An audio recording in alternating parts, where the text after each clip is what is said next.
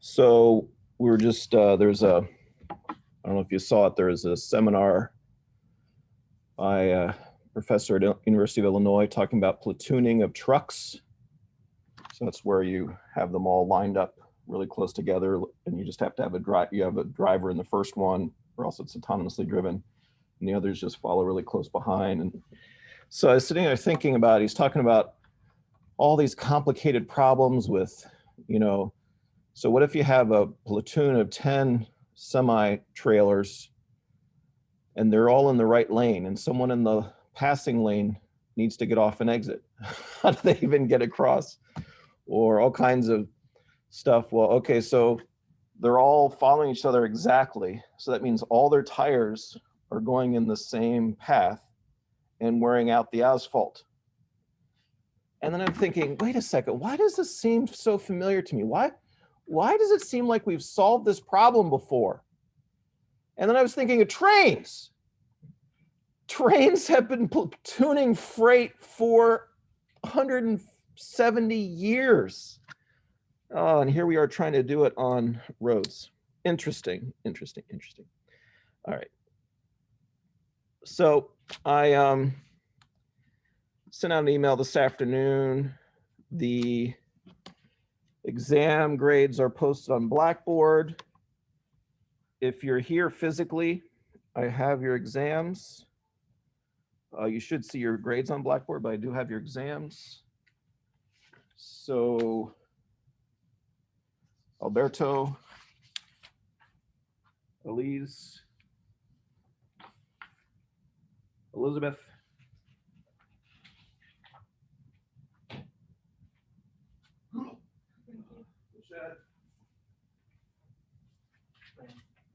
Joshua, Christopher, and Rachel. I'm gonna try this. I learned this many years ago, delivering newspapers. I learned how to toss newspapers. Oh, look at that, see? And it only damaged the equation sheet, so no harm done. All right, sorry. No, it's an important skill to learn. Tossing newspapers so they don't all fly apart. Anyway, so there is also a video that's posted, link in Blackboard, that going over the problems, so you can take a look at that in whatever level of detail you're interested in. Anything else logistically we need to think about, talk about, figure out? I think we're good. I think we're good. All right, so we're talking about optimization right now, linear optimization. And sorry, nonlinear optimization. And we were looking last time at constraints. So one of the constraints, well, the problem we did last time was this one, just to remind us. So we had an ellipse here, and we asked ourselves, what are the semi-major and minor axes of the ellipse? So the semi-major axis would be the farthest distance from the origin to the ellipse, and the semi-minor would be the shortest distance, and so on. So as an optimization problem where we're minimizing and maximizing the square of the distance, but subject to a constraint that the x1, x2 had to be on the ellipse. And so we went through that. We used the Lagrange multiplier method to determine that optimal solution. Turned out to be an eigenproblem, which we love, and so forth. So now we're going to do another example, same idea. So it's a nonlinear optimization problem with a constraint. So nonlinear optimization with a constraint. This is from MMAE 202. So MMAE 202, strength of materials or mechanics of solids or whatever you like to call it. So we learn about beams, right? So if you have a beam like this, and I'm going to chop the beam, then if you have a moment acting on the beam, then there is a there's a normal stress distribution, sigma of y, and then there's a maximum at the top and a minimum at the bottom. So, you know, so if you take a beam and you twist it, you put a moment on it, then you're imparting a linear stress distribution. So it has a maximum on the top and a minimum on the bottom. All right, so the equation that you get in MMAE 202 for that is that the maximum stress, keep wanting to say shear, it's not shear, it's normal. The maximum normal stress is the moment m times the distance to the top from the center line, y. So the center line is this right here. And divided by the moment of inertia, I. So what we want to do is for a given moment, 2,000 pound force inch, sorry, we want to determine the cross-sectional shape of our beam that maximizes this normal stress. So if you look at it in cross-section, so this is looking at it from the end. Here's our beam. It's a rectangular shaped beam. It's x1 wide and x2 high. This is looking at it from the end, no, sorry, from the side. So what we want to do is determine the shape of a rectangular beam that fits inside a circle of radius 10 that gives us the maximum stress. So in other words, you can kind of flip that around. You can say, well, what would be the cross-sectional shape of this rectangular beam that has to stay inside this circle such that it can withstand the largest moments, withstand the largest stresses. So that's the idea here. Okay, so that's all spelled out. One thing you'll notice about these optimization problems, if you didn't like word problems in math class way back when, oh, you're going to hate these optimization problems. These are like the worst possible word problems ever. You'll see they just get worse and worse. The descriptions get longer and longer. Now, that's just a property of the geometry. That's the moment of inertia of the cross section. Why are beams shaped like this? It's called an I-beam. Why are so many steel and even concrete beams shaped like that? You ever think about that? Does that make sense? Is that smart? Think about that. We'll come back to that later. All right, so, but we're going to simplify things and keep it rectangular shaped. All right, so the radius is 10 inches. So that's this radius right here of the circle inside which our rectangular beam has to sit. So you can see if it gets wider, if x1 gets bigger, then x2 has to get smaller in order to fit. If x2 gets bigger, then x1 has to get smaller in order to fit. So you can see they're obviously related to one another because they have to fit inside the circle. All right, so determine the x1, which is the width, and the x2, which is the height, that gives us the maximum, allows for the maximum bending stress.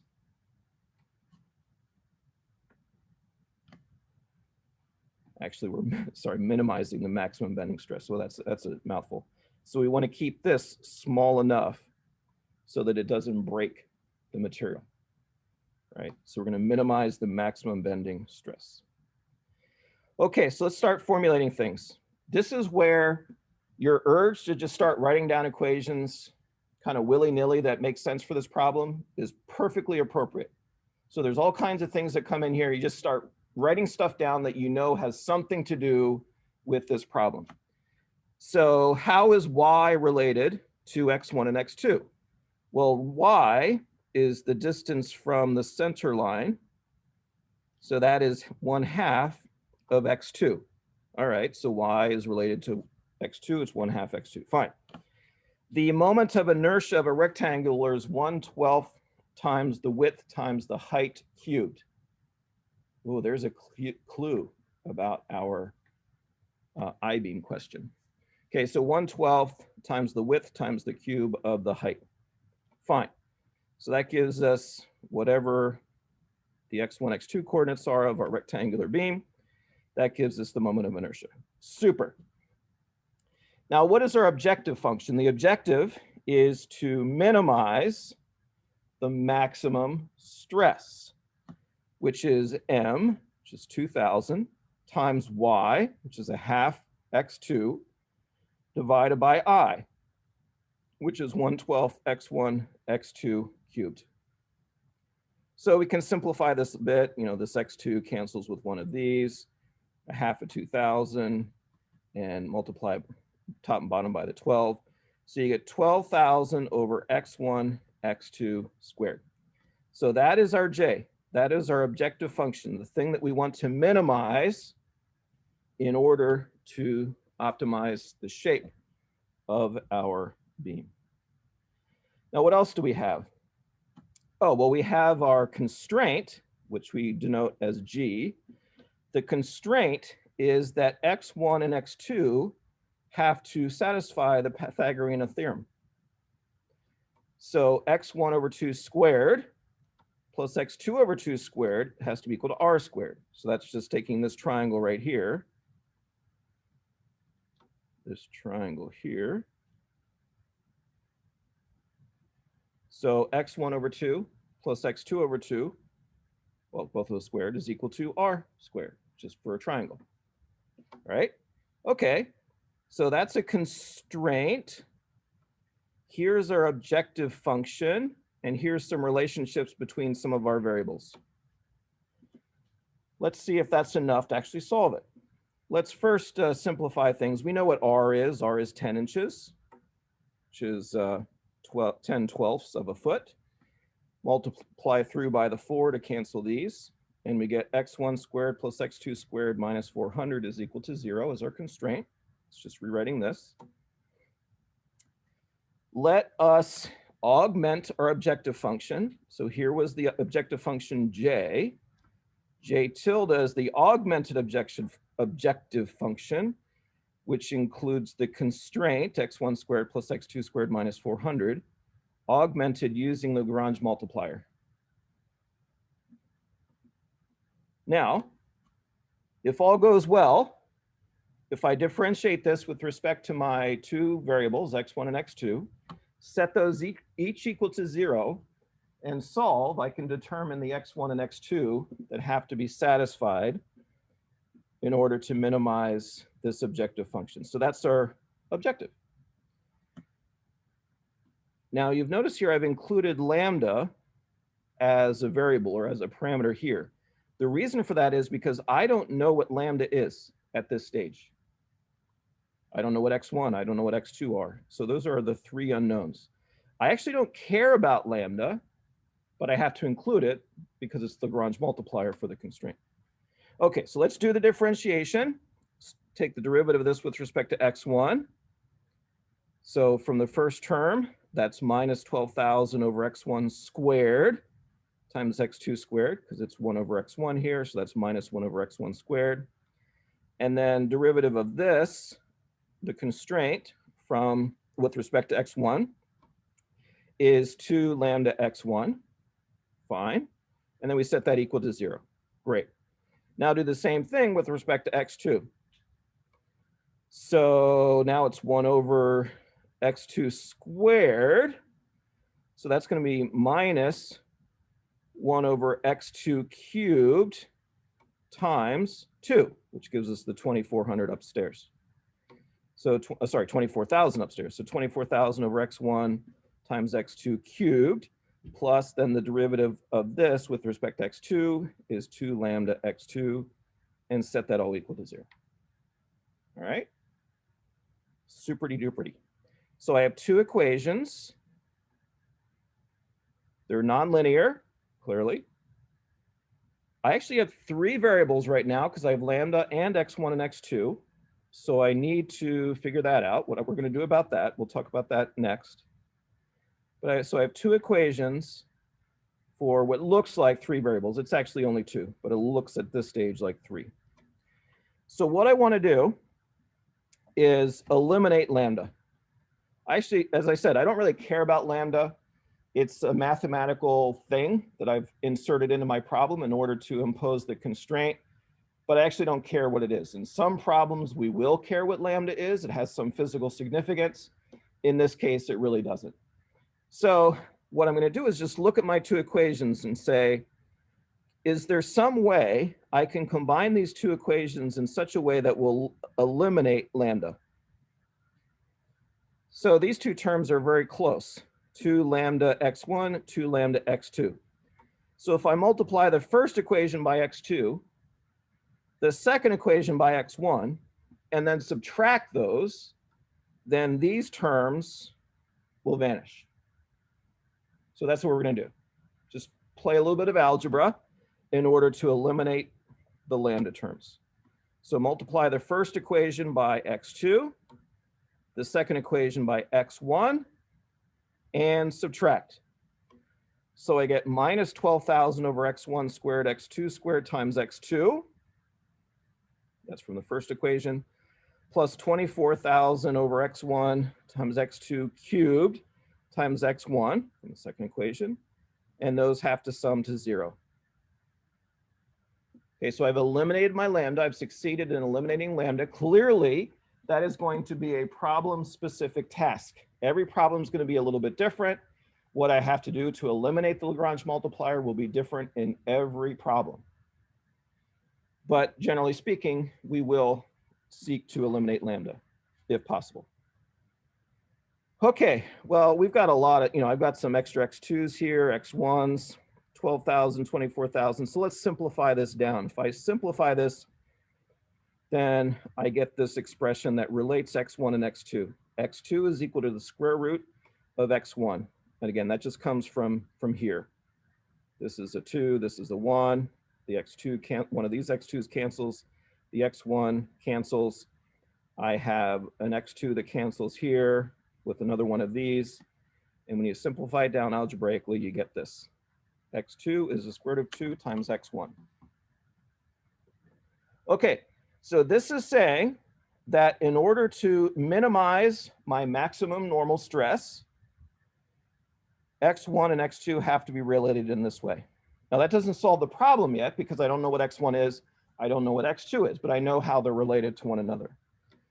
So I look at my equations and I've got a myriad of equations. I have my constraint, I have my original objective function, and I look and I say, well, what can I get out of those equations knowing how x1 and x2 are related?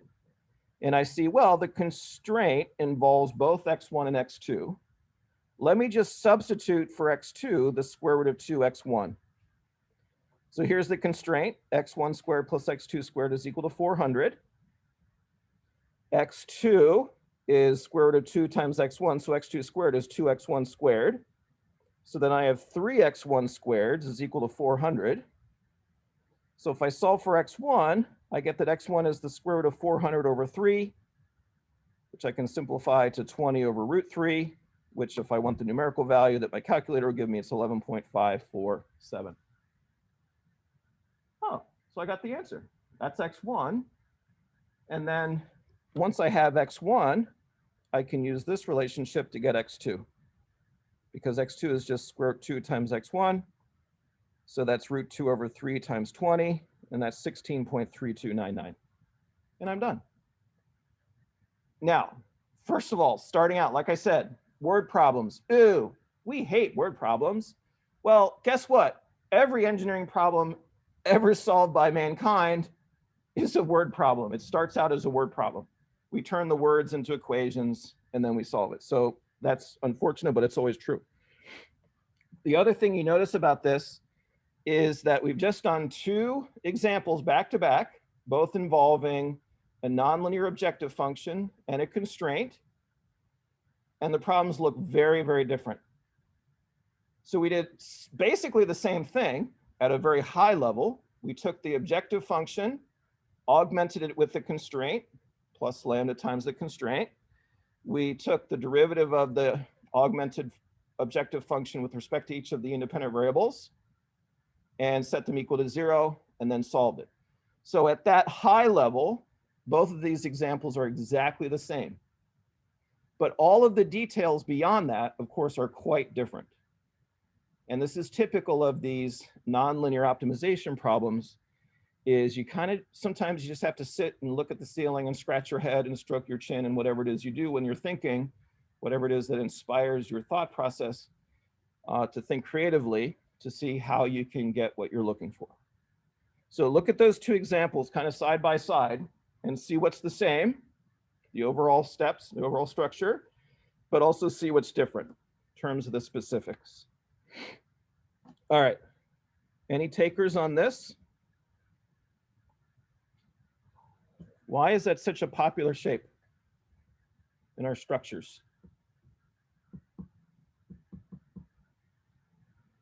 So if you take a rectangular beam like this, the I is 1/12 times the width times the height cubed.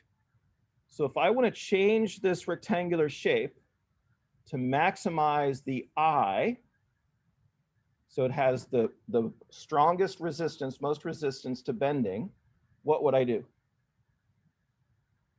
Do I want it to be wide and narrow, or not deep, or do I want it to be narrow and deep?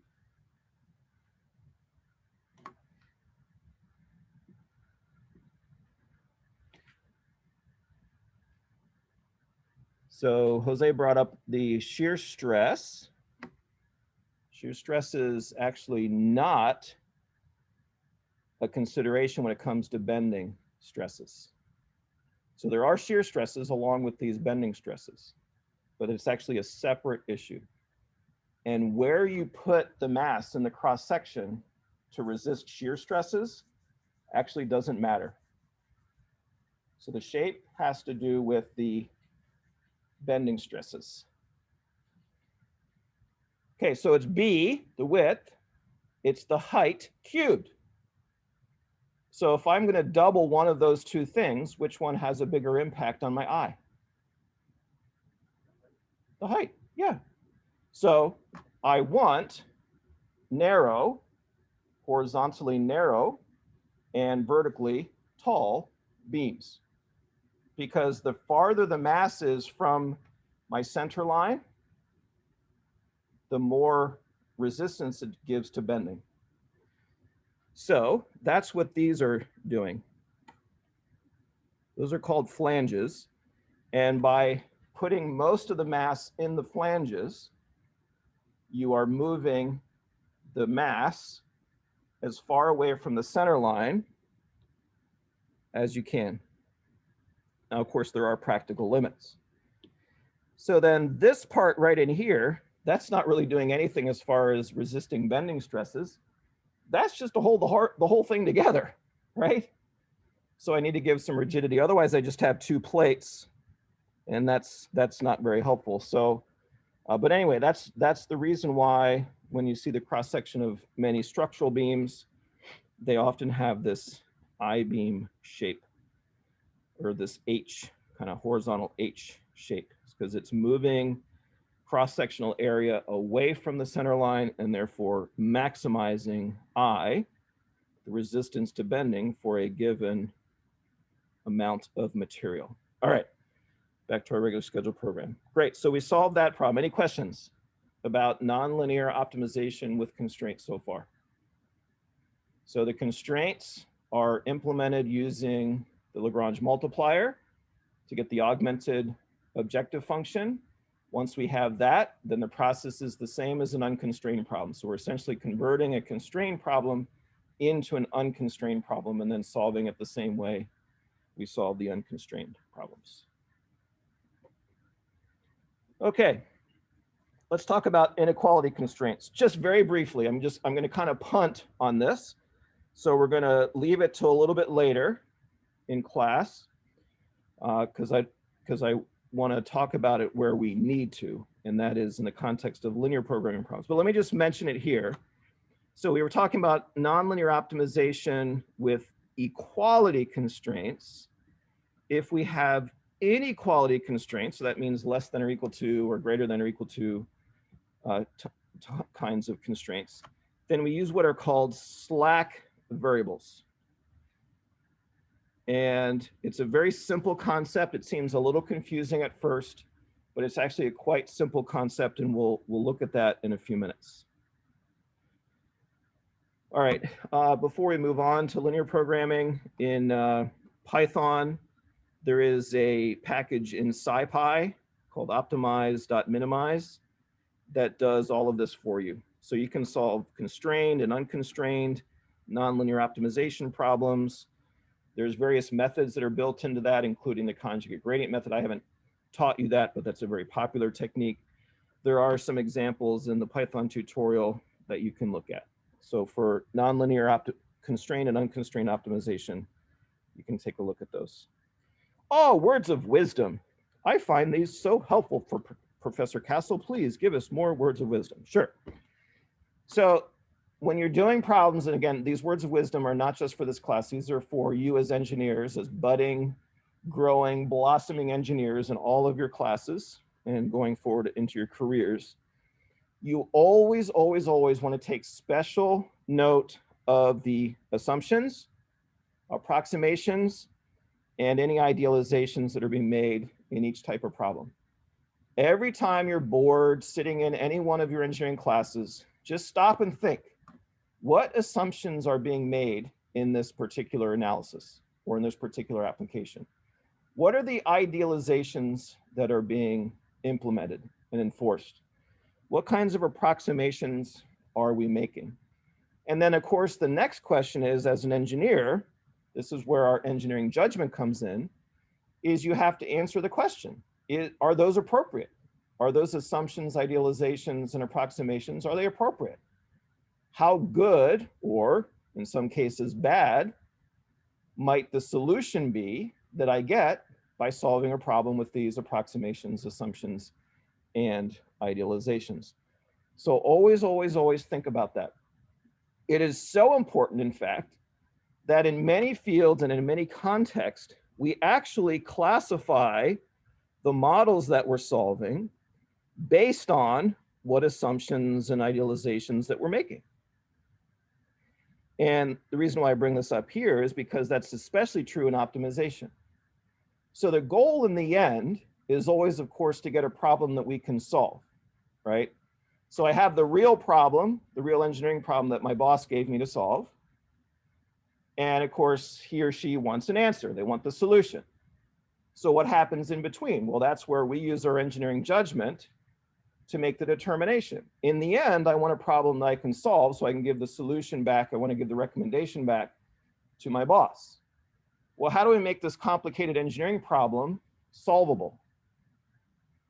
Well, I have to understand the physics that go into it. I have to understand the physical principles and, of course, the underlying mathematics. But then I almost always have to make idealizations and assumptions. So in high school physics, the classical assumption was almost every day we said, oh, let's neglect friction. And that just made all our problems easier. Things slid down ramps and they did loop-de-loops and they did all kinds of stuff, and you know, pendulums just go on forever. So neglecting friction is awesome. Well, in some cases, that's a terrible assumption. And we as engineers need to know when that is the case. So all the fun stuff happens between start with the actual problem I want to solve and the actual problem we end up solving in the end. And we need to understand the trade-offs between the assumptions and idealizations we're making and how easy or hard that may make it for us to get the solution, whether analytically or numerically now that we know 350.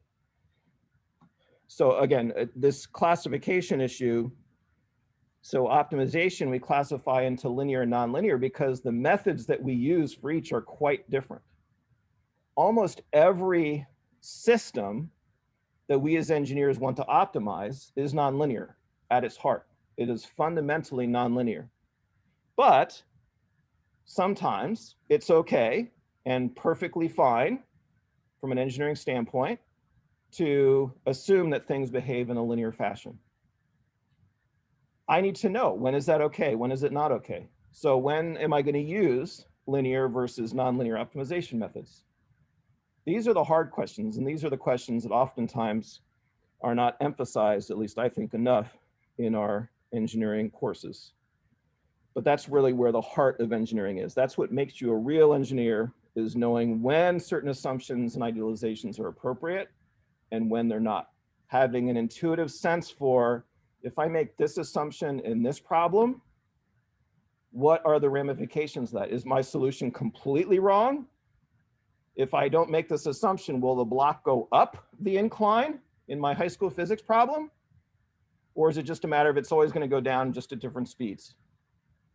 Obviously, it's never going to go up unless there's a magnet or some crazy thing. But speaking of crazy things, so when I think of crazy, I think of Elon Musk. Have you seen his new title?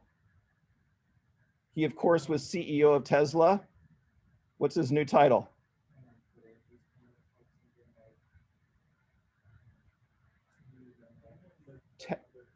Techno something. What? Techno. Yeah, his CFO, the chief financial officer. So the chief financial officer, I think it's something like keeper of coin or something like that. And Elon Musk is the techno. It doesn't even make sense. So you're going to look it up and tell us. Yeah, I think he does too. This is what this guy thinks about. No comment. No comment. Techno King, right? Techno King. So he's the Techno King. His CFO is the keeper of coin or some such thing. So that was his crazy tweet for the week. But actually, he tweeted today, and it was one of the most. It was something actually I've never thought about. It was very intriguing. Did you see this about UFOs? This was awesome. So he has a plot. I mean, it's just like a schematic. So it has some assumptions and idealizations and approximations in it. Good connection, Castle. Nicely done. So I can charge you for this time. And so he shows the the very significant increase in our, well, let's find it. In our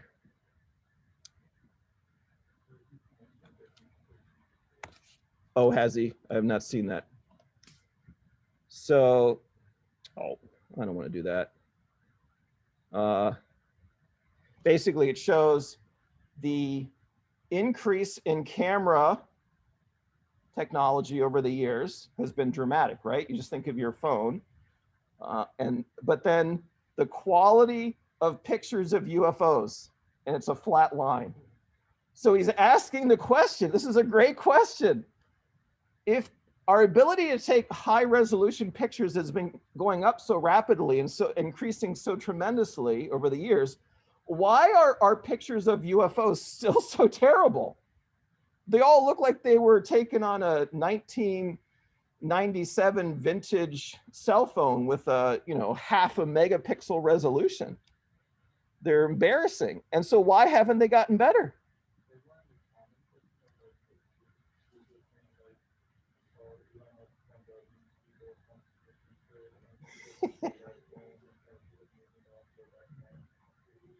Yeah, there's always all this speculation about what is his real motivation, because he's such a crazy individual.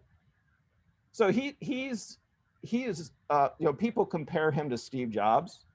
He and Steve Jobs are nothing alike.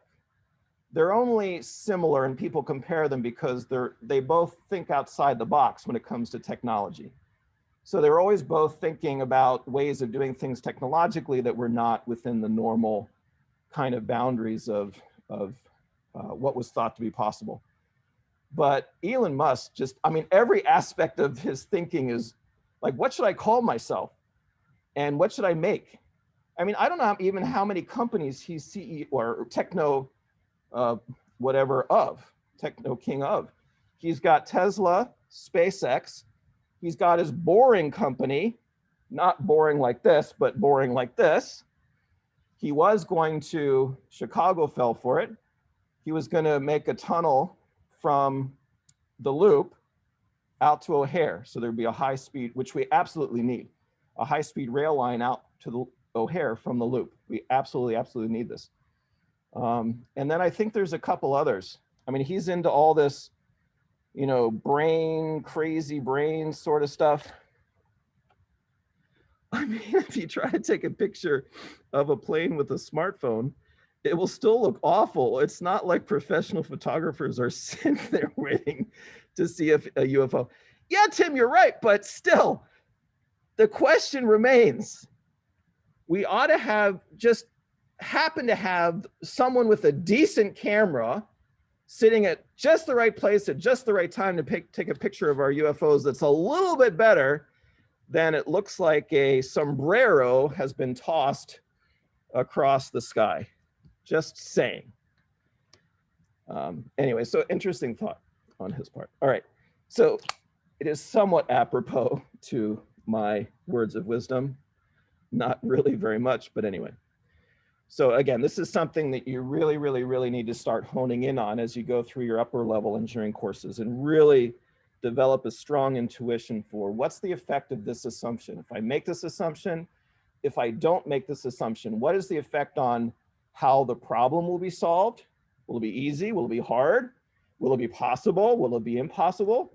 Can I solve it on paper? Do I have to use an approximate numerical method like I learned in 350?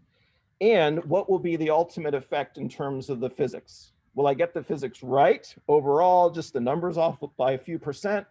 Or is it going to be completely off? Is it going to tell me that the block is going up the incline rather than down? Okay, linear programming. So we're going to focus on linear programming for the rest of chapter 6. As I'll mention, this is actually harder. That's why I saved it for last. Even though linear problems are always easier than nonlinear. But in the case of optimization, there are a few reasons why they tend to be harder. I've given 3 reasons here. The first one's a little bit, I struggled a little bit with how to phrase it, but let me give it a try. So because linear problems are easier, in general, they're easier mathematically, therefore they can be bigger. So if I'm going to solve problem A, and it's nonlinear, I'm going to solve problem B, and it's linear, and my boss gives me a week to do it, right? So I think, okay, so what assumptions, approximations, idealizations do I need to make in order to solve this problem within a week, and this problem within a week? And typically, if the problem is truly linear, then I have to make fewer assumptions, and therefore I can solve a bigger problem, hopefully one that's more like reality as compared to the nonlinear problem. So it's easier in the sense that the computer will have an easier time solving it. Therefore, me as the user, as the engineer, I am likely to make the problem even bigger. Does that make sense? Sort of, kind of. So it ends up being a much bigger problem than the corresponding nonlinear problem I would solve because it's harder to solve, and therefore I make it smaller. I make enough assumptions and idealizations to keep it small. So that's one reason, just the sheer size of nonlinear programming problems tends to be quite a bit bigger. So what does that mean? That means basically more design variables. So the number of X's goes up tremendously. The second point here is linear equations do not have finite extremums. So I've been waving my hands and drawing functions in the air with my hands for the last week or so, right? And so we're looking for minimums and maximums and nonlinear functions. I can clearly intuitively see where are the minimums and where are the maximums. Fine. A linear function is well, it's linear. It's a straight line. Where is its minimum? It's at negative infinity, unless it happens to have a slope of 0, in which case it's a boring problem to solve. So any non-boring problem, the minimum is always at negative infinity. Well, that's never what I want. My boss never wants to hear, make negative infinity widgets. Earn negative infinity dollars. Your boss never wants to hear that. That's always the wrong answer. That's like the anti-Jesus answer. It's never the right answer. Jesus is always the right answer. Negative infinity is never the right answer. So what that means is linear programming actually requires constraints. So you'll never have a linear programming problem without constraints. So think of the progression. We start off nonlinear, unconstrained, no constraint. Okay, we're looking for minimums and maximums, fine. And then we say, well, what if there are constraints? And we talked about that, Lagrange multipliers, fine. Now, when we get to linear problems, we absolutely have to have constraints. There are no such thing as unconstrained linear programming problems. There is no such thing. Okay, the third, and in some ways the most relevant to us as students that are learning this for the first time, is the jargon gets completely out of hand. So the terminology is just completely out of control. So I'll try to keep the terminology somewhat in check, but there's only so much I can do in that regard. We just have to kind of live with it. So if I started off with this, no one would pay attention to any word I say, because you'd be so fed up with all the jargon and constraints everywhere, inequality constraints with slack variables, and you'd be so confused. All right, so that's why, in fact, I've saved linear programming for last, because it brings in all these pieces that were kind of on the fringes of the nonlinear programming problem. All right, so let's kind of just pull together all the possible components of an optimization problem, whether it's linear or nonlinear. These are all the possible components. So we have our design variables, or you can call them control variables if you like. So that's the x1 through xn. Keep track of the capital letters. It's the number of each of the things. So I have capital N design variables. It's n dimensional. I have an objective function, or again, we sometimes call them, for the pessimists amongst us, we call them cost functions. That's our J. So I have my J, which is what I want to minimize or maximize. It's a function of all of my capital N design variables. Then I have equality constraints. For those, I'm using G. And let's say I have capital M of them. So I have capital M equality constraints, G1, G2, G3 through G sub capital M, all of which have relationships, algebraic relationships between my design variables. Then I can also have inequality constraints, which I keep mentioning, but I never actually tell you how to deal with. We'll talk about that pretty soon. We'll use H sub S for those. So we'll have capital S inequality constraints as compared to capital M equality constraints. So I have H1, H2, H3 through H capital S. Again, those are all functions of my design variables, but now they're inequality constraints.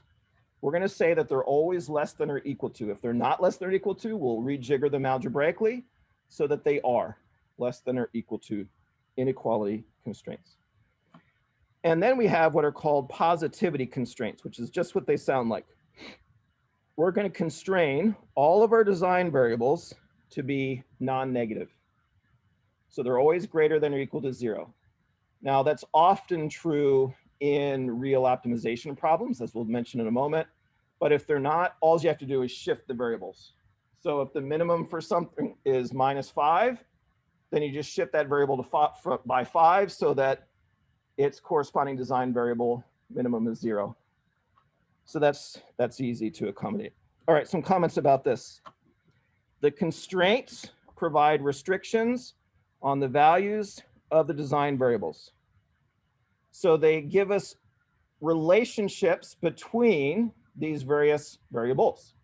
So like for example, in the previous example, we had a relationship between x1 and x2, right? x1 is the square root of 2 times x2 or some such thing. That could have, if I knew that ahead of time, I could have imposed that as a constraint. I didn't, so it came out of the solution. I've mentioned rocket engines before. So the minimum thrust of a rocket engine is 0, of course, and the maximum thrust is whatever its maximum thrust is. So those are inequality constraints. The thrust is between 0 and its maximum thrust, and anywhere in between. So that's an inequality constraint. A company's profit cannot be larger than its revenue. It might be in certain companies, but it can't be if they use proper accounting principles. You can't make more profit off of, based on what you sell. You always make less. However, unfortunately, it can be negative. You could have a negative profit, which of course would be a loss. Okay, so you have a maximum profit, but in a sense, there's no minimum. All right, well, that's an inequality constraint. It has to be less than or equal to some upper value. If you're a manufacturing company, you can't make a negative number of widgets. You can make 0 widgets, or you can make positive widgets, but you can't make negative widgets. So again, that's a positivity constraint. So these are all just examples of constraints. Now, if all of the functions I mentioned, f, which is in the objective function, g, which is in the equality constraints, and h, which are in the inequality constraints, if all 3 of those are linear functions, then we say it's a linear programming problem. If any one of them is nonlinear, so 2 out of the 3 could be linear, but 1 is nonlinear, then it is a nonlinear programming problem. We've talked about quadratic programming as a special case. A quadratic programming problem is a nonlinear programming problem, but where the objective function is a quadratic. So it's a second order polynomial in your design variables, x1, x2 through xn. So basically what we need to do is figure out how we can combine this entire formulation, 6.8 through 6.11, into something that we can solve. What I want in the end is the values of x1 through xn that minimize this and satisfy these constraints, are faithful to these constraints.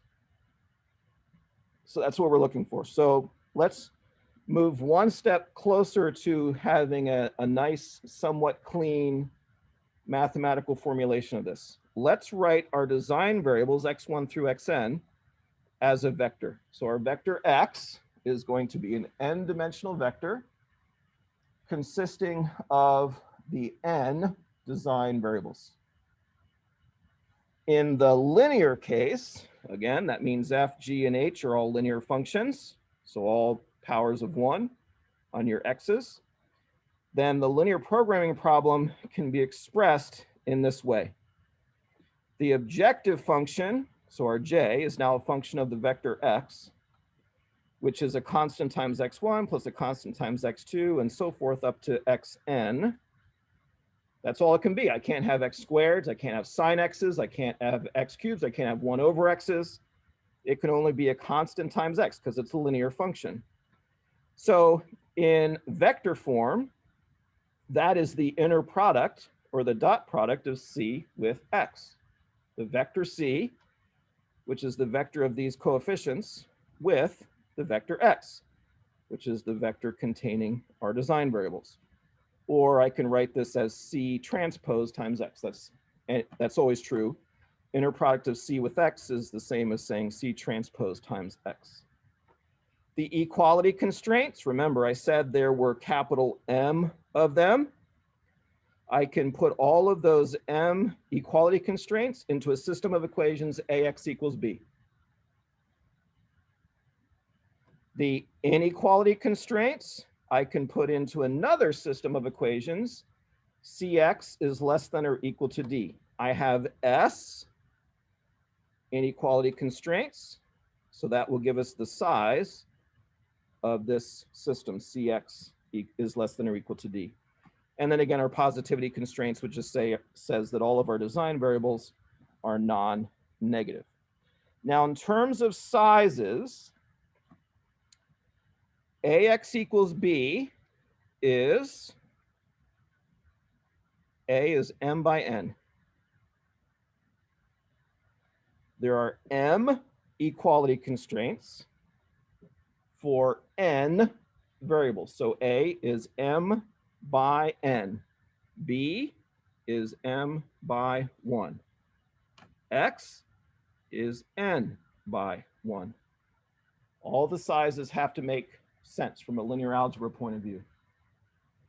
And they do. So m by n times n by 1 is m by 1. So that all fits matrix multiplication wise. C, this is s by n. X is still n by 1. So D is s by 1. So again, S is the number of inequality constraints. It could be 1, but it could be whatever.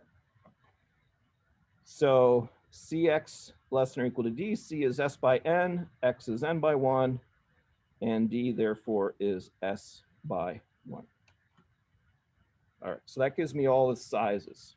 So again, we have our 4 components: the objective function, the equality constraints, the inequality constraints, and the positivity constraints. So when we're setting up each of our linear programming problems, we're just going to ask, so what is the objective function? What is the thing we're trying to minimize or maximize? What are the equality constraints that have to be satisfied? What are the inequality constraints that have to be satisfied? And what are the positivity constraints? We've already set the positivity constraints, so it's just really a question of, do I need to shift my variables to make that appropriate? So in 2 dimensions, if I have 2 design variables, and we'll look at a number of examples of these, because I can draw pictures, I can draw schematics. They're 2-dimensional, x1 versus x2. So we can look at them graphically and get kind of a graphical intuition about how things are working. If it is more than 2 design variables, then rather than being a straight line, I have a plane. I have a plane surface, flat plane surface in n-dimensional space. So you're going to see me do this a lot. I'm going to look like I'm on a boat in, high seas or something, right? So we have a flat plate, like a table, and it's going to have different orientations. And that's why we need constraints, because I need to have a constraint on how far whatever is on my table can slide down to the minimum. And we'll get to that in a moment. So that leads us to the feasible space. The feasible space arises from a consideration of just the constraints, not the objective function, just the constraints. So the feasible space is the space within the n-dimensional space. If it's 2 dimensions, then we can plot it, that satisfy all of the constraints. And I'll show you examples of this. So it's all the points that satisfy all of the constraints. So those are feasible solutions. So the space consisting of all, I told you, I warned you, jargon out the wazoo, I warned you. So that's the feasible space. It's all the points in the n-dimensional design space that could be the optimal solution. It's feasible that they could be the optimal solution. Hopefully, that feasible space will be a closed polygon or polyhedron. Polygon in 2 dimensions, polyhedron in multiple dimensions, beyond 2. So my table, my flat table, needs to be such that it has constraints all the way around.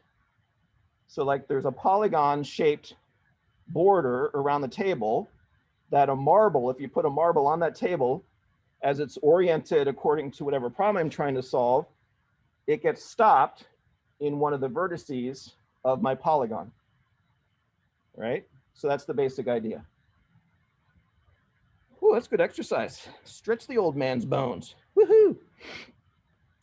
Then the feasible point, I warned you. So the feasible space is all the possible solutions that satisfy the constraints. The feasible point is the one of those that also minimizes the objective function. So when I have my wibbly wobbly table, it's the place, the spot where the marble is going to roll down to the lowest vertex in my polygon. That's the feasible point. That's the optimal solution. All right, comments. One of the, actually the hardest things sometimes is deciding, when you read these horrible word problems, one of the hardest aspects is deciding, is that piece of the word problem, is that a constraint, or is that my objective function? It's not always obvious from the way the wording of the problem is well, it's not always obvious the way the problem is worded. So if your algebraic equation has to be satisfied identically, no matter what, in other words, if you know ahead of time what its value is, then it's a constraint, right? So if the comment is the maximum thrust of your rocket engine is X, let me not use X because that's one of our design variables, is 50,000, then that is a constraint. I'm not going to minimize 50,000, but that's a constraint on whatever minimization I'm going to do.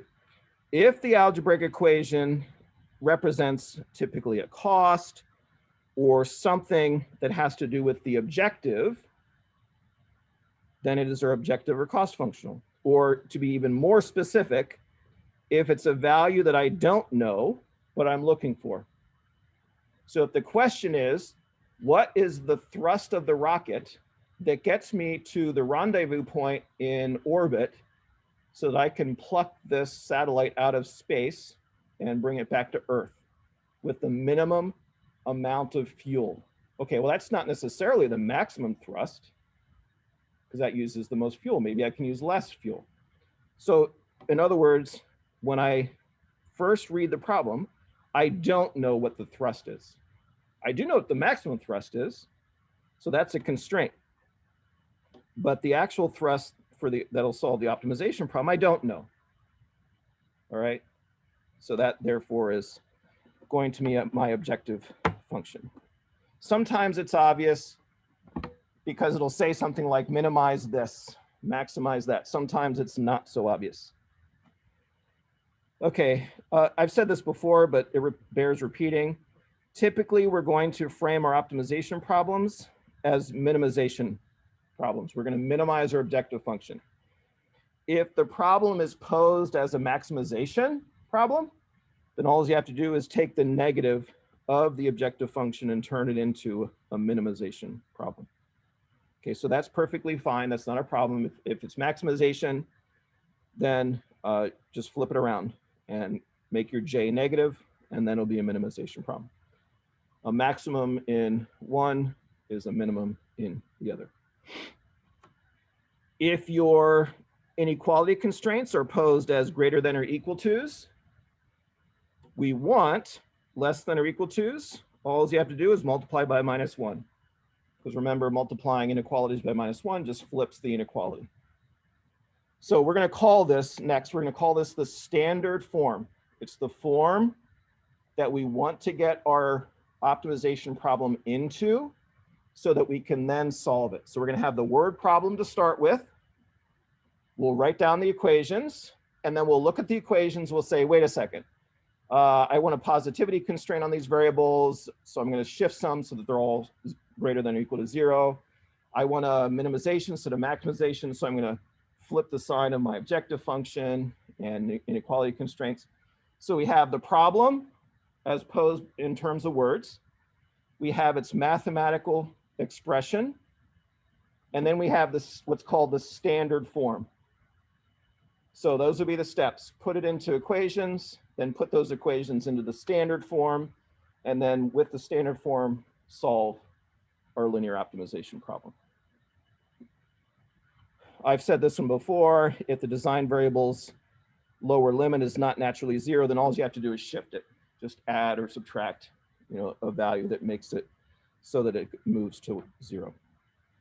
So let's formulate a problem. We'll actually solve it as well because it's a simple problem to solve and it's somewhat intuitive, but it'll kind of help pull all this together. So here's the first part, the word problem. Here's the second part, which is the mathematical formulation of it, including something on the next slide. And then the next step will be to put it into standard form. All right, so it's this problem where we have two trains or two grains. Obviously, that's supposed to be a T. Thank you. So we have two trains. Each one has a different cost to pull a car. So the first train, it'll cost 10, whatever. You know, if you like big numbers, and that's $10 trillion. It costs $10 trillion for the first train, or $10 or 10 cents, or here's a coin. This looks like a British, oh no, it's Canadian. It's only 20 cents. It costs more than 20 cents to pull a train car. That's no good. So 10 for each car in train 1, and 15 for each car in train 2. We want to transport a total of 100 cars between the two trains, but train 1 cannot pull more than 50 cars, whereas train 2 cannot pull more than 75 cars. The number of cars in train 1 will be X1, number of cars in train 2 will be X2. Determine the number of cars for each train that minimizes the total cost. You confused yet? This is just our first one. It's the easiest one. It only gets worse from here. Oh my goodness. So I warned you, these are massive word problems. It takes up a third of the slide just to state the word problem. Okay, now let's break it down.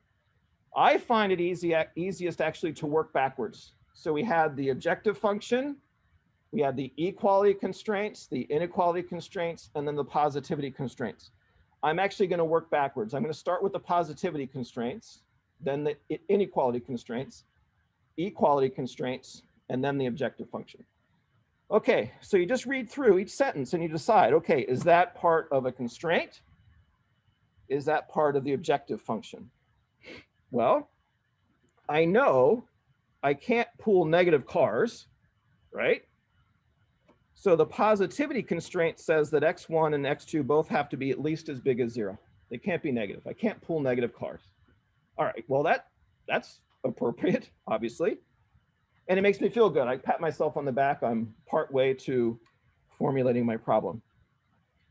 I also have inequality constraints that say that X1 can only be as big as 50. So the number of cars pulled by the first train cannot be more than 50. All right, so X1 has to be less than or equal to 50. X2 likewise has to be less than or equal to 75, the maximum number of cars that it can pull. Oh, okay, this isn't so bad. Castle made it sound like this is gonna be a horrible ordeal.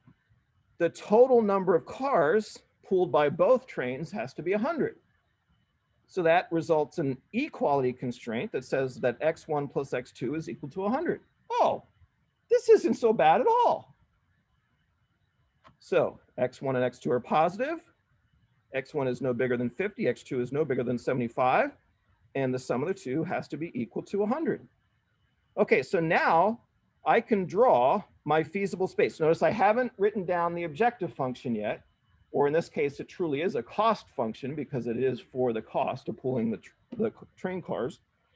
But remember, the feasible space has nothing to do with the objective function, only the constraints. So let's draw the feasible space to illustrate what this looks like. So in this case, there are two variables, X1 and X2. So those are my two design variables. That's my design space. Now, the positivity constraint says that both of these must be positive. So X2 has to be positive and X1 has to be positive according to, this is equation 616. Okay, 616 is this one, positivity constraint, okay? So it has to be in the first quadrant. The feasible space is in the first quadrant. The optimal solution has to be in the first quadrant because X1 and X2 both have to be positive. In the standard form, that's always going to be true because positivity constraints push everything into the first quadrant. Now let's look at these two. X1 is less than 50, X2 is less than 75. All right. So let's say, let's be a little bit, so let's make this 50 here. And then this will be 100. So 75 is halfway between. So X2 has to be less than or equal to 50. So I'm just going to keep drawing arrows to indicate which side of each of these lines the feasible space is on. And then same thing here, make this 50. So this is the upper limit for X1. So this one is based on 617. And this one is based on 617. Oh, okay, so this isn't bad. So far our feasible space is somewhere within that rectangle. X1 and X2 have to be such that the point is within the rectangle. And we've already said, and intuitively this makes sense, it has to be at one of the vertices. The minimum has to be, because that's a table now. And if that table is on some angle, the marble's going to roll down and it's going to get stuck in a corner. That's a vertex of my polygon. Now so far my polygon is a rectangular shape. So it's going to be in one of those 4 vertices. Okay, what else do we have? Well, we have the equality constraint that says that X1 plus X2 is equal to 100. Oh, okay, well that's a straight line, right? So when X1 is equal to 0, X2 is 100. So it starts here and it goes down to 100 somewhere over here. So something like this. So this is from equation 618. Okay. So that's to satisfy this last equality constraint. So I have the positivity constraints, inequality constraints, equality constraint. So now my actual feasible space is somewhere along this line segment. I could be smart and use another color, but so the only points, X1 and X2, that satisfy all the constraints are somewhere along that line segment. Does that make sense? I haven't done any math. This is all just graphical. And when I only have 2 design variables, graphical is fine. I can do it. Once I get beyond 2, of course, I can't do it, and we're going to have to rely on a kind of stretching our minds a bit, stretching our intuition a bit in order to do this. But in any case, so it's somewhere along that line. So I'm going to label these point A and point B, and we'll see what happens. Okay, does everybody understand the feasible space? It's going to look a little different for every problem. Generally speaking, we want it to be closed. We don't want openings in it because then our marbles can roll out. So generally speaking, a well-defined linear optimization problem will be such that we have a closed, finite, feasible space so that the marbles can't spill out. All right, so far, just based on our graphical intuition, we know that the solution is somewhere along here. Okay, now we still have one more piece of the optimization problem, and that is the cost function. Now we'll actually call it a cost function because it actually is the cost of pooling the train cars. So the cost of pooling the train cars is 10 cost units times the number of cars X1 plus 15 cost units times the number of cars X2. That is our J. So again, I don't know the cost, so that's not a constraint. So it could be posed as a constraint. So you could say, we only have $5,000. How many cars can we pool with our 2 trains that will keep the cost below $5,000? Well, that's a different problem. Now that's a constraint. The cost is a constraint. Instead, we said, this is how much it costs to pool each car on each train.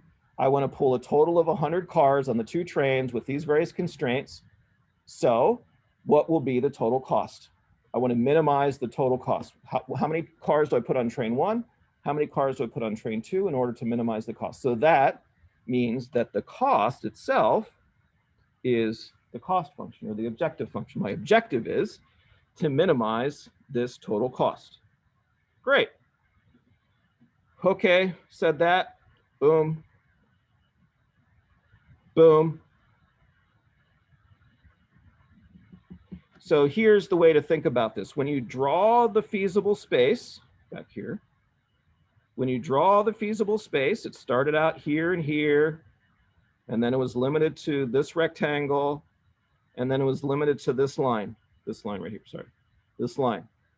So superimposed on top of that, we don't necessarily draw them because they can get, make things look messy, but lines of constant J are going to look something like this. They're going to be straight lines because it's still a linear problem. And I want to, so it's either increasing J this way or increasing J this way. I don't know which way because I haven't really thought about it in that depth yet. So whichever way is increasing and decreasing. I want to find the point in the feasible space, which is somewhere along this line segment between A and B, that minimizes the cost. All right, so when I superimpose lines of constant J, that means it's either going to be at A or B, because I'm increasing towards A or I'm decreasing towards A. That's the only thing that can happen. Okay, so that's what this final point here is. Again, so I'm typically not going to draw those. I'm not going to superimpose those constant J lines, but mentally we can do that. All right. So let's just look at, this is an easy problem because I only have two possible solutions, A and B. It has to be on the edges of the feasible space. So it's either at point A or at point B. Point A corresponds to x1 is actually 25. If you look at this, this is 25. And x2 is 50. Sorry, x2 is 75. And point B, oh, I did a terrible job here. Oops. Oh, yeah, good job, Castle. Sorry to mess this up for you. This one comes over at 50. So B corresponds to x1 is 50 and x2 is 50.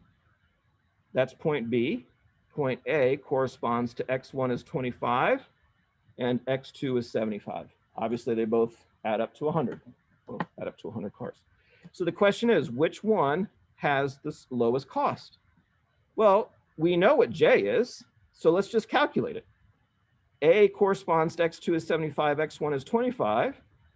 Put that into our cost function, that costs 1,375 cost units. Do the same thing for B. X1 is 50, x2 is 50. Put that in to our calculate the J. It's 1,250 cost units. Clearly, this one is smaller than this one. So this is the optimal solution. Point B is the number of cars pulled by both trains, 50 and 50, that will minimize the total cost. That's our optimal solution. So once again, graphically, just remember how we got to that point. We have our feasible space that we narrowed down as we incorporated our various constraints. Then we ended up with, well, it has to be either point A or point B. So we evaluated those two, and we found that point B gave us the smallest cost. We're done. Now, most problems aren't going to be that easy because most problems are going to have more than two possible solutions. They may have tens or hundreds or even thousands of solutions. So we're going to have a more methodical approach to determining the optimal solution, but that's the basic idea conceptually. Any questions about that? Yeah.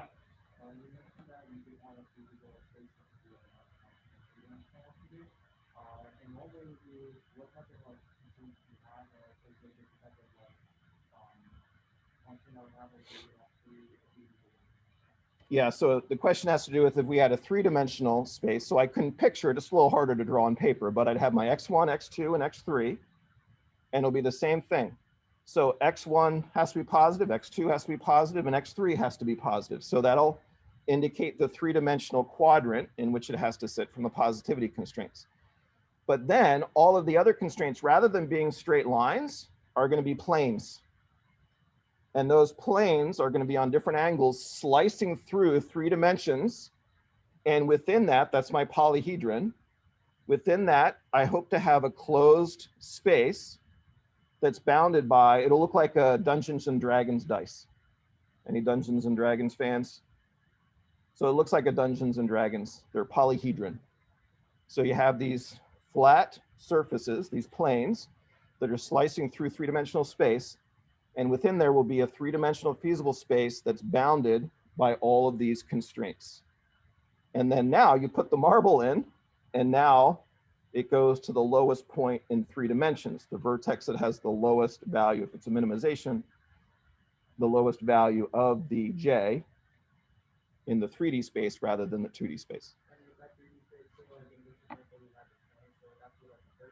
Yep. So in the train example, if I had a third train, then my design variables would be x1, x2, and x3, and now it's a 3D linear programming problem. And I can't draw it. I can make hand motions, but I can't easily draw it. But the mathematics will all be the same. So we'll talk about that on Thursday, how to make this more palatable in terms of more complex problems and how to solve it. But we kind of have at least hopefully an intuitive feel. How should we prepare about this for the exam? Oh, Diego, don't think about exams now. What a Debbie or a Diego Downer. Oh, God. Nice. No, don't worry. We'll talk about that. Worry about the problem set first before you worry about the exam. We just took an exam.